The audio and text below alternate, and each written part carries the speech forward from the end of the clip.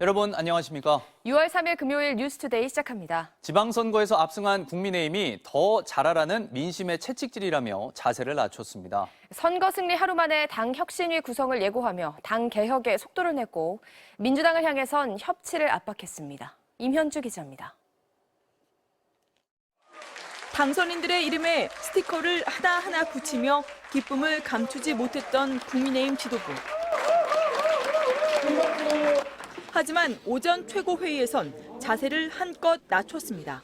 우리가 잘해서 받은 성적표가 아니라 앞으로 더 잘하라는 민심의 채찍질입니다. 민심 앞에 더 겸손하게 그리고 더 낮은 자세로 일하겠습니다. 이번 선거는 윤석열 정부가 원 없이 일하도록 국민들이 신뢰를 보낸 것이라며 2년 뒤 총선을 위한 당 개혁 작업에 바로 착수하겠다고 밝혔습니다. 총선을 염두에 두고 더욱더 개혁 행보, 정당 쇄신 행보에 박차를 가하도록 하겠습니다.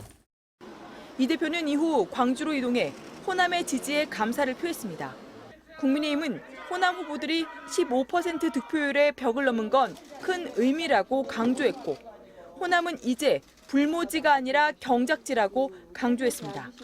대선과 지방선거에 연이어 승리하면서 국민의힘은 다수당인 민주당에 맞서 국회 운영에 주도권을 쥘 계기도 마련했습니다.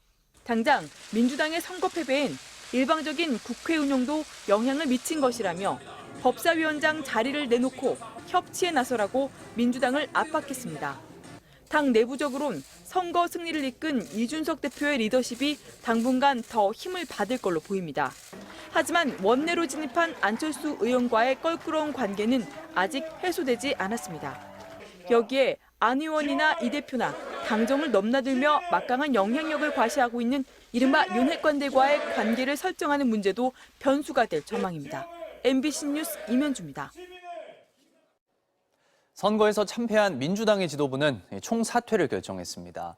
이재명 책임론을 중심으로 당내 갈등이 불거지고 있는 가운데 민주당은 오늘 수습 방안을 놓고 토론합니다. 박연수 기자입니다.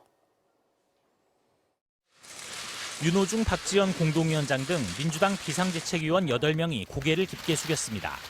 지방선거 참패에 대한 책임을 지고 지도부 전원 사퇴를 결정한 겁니다.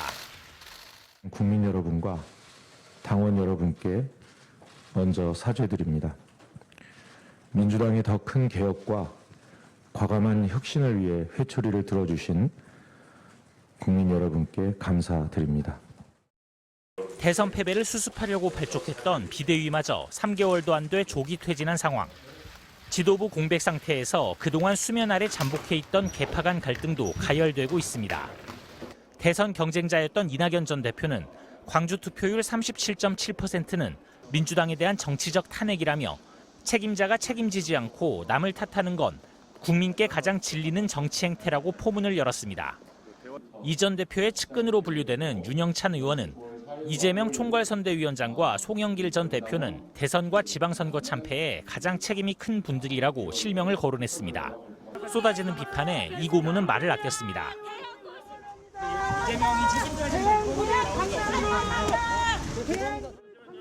친이재명계 의원들은 그나마 이 고문이 선거에 뛰어들지 않았다면 선거 결과가 더 어려워졌을 거라고 내심 반발하는 기류이면서도 충돌을 우려해 공개적인 언급을 자제하고 있습니다.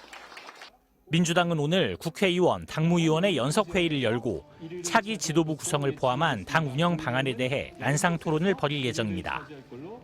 MBC 뉴스 박윤수입니다.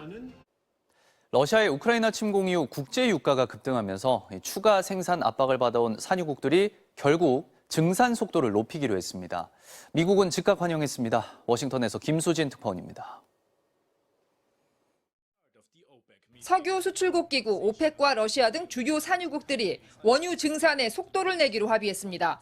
이들은 오늘 성명을 내고 7월과 8월에 각각 하루 64만 8천 배럴씩 원유 생산을 늘리겠다고 밝혔습니다. 이는 기존에 합의한 증산량보다 50% 정도 많은 양입니다. 러시아의 우크라이나 침공 이후 국제 유가가 급등하자 미국 등 서방 국가들은 산유국들의 원유 생산을 늘릴 것을 요구해왔습니다. 그동안 산유국들은 여기에 응하지 않았는데 이번에 드디어 입장을 바꾸는 겁니다. 이에 따라 사우디아라비아와 아랍에미리트, 쿠웨이트 등 증산 여력이 있는 산유국들이 향후 원유 생산을 늘릴 것으로 예상됩니다. 미국은 즉각 백악관 대변인 명의의 성명을 내고 환영했습니다. 카린 장피에르 대변인은 특히 사우디가 주도하는 산유국들이 이번 합의에 역할을 한 것을 알고 있다고 했는데 지난 2년간 얼어붙었던 사우디와 미국의 관계가 개선될 신호라는 분석도 나오고 있습니다. 바이든 대통령이 사우디를 방문할 가능성도 거론됩니다. The president will look for opportunities to engage with leaders from Middle East region, and I just have nothing to announce for you today. 추가 증산이 실현되면 전 세계적인 유가 상승과 인플레이션 압력이 어느 정도 완화될 수 있을 것으로 보입니다.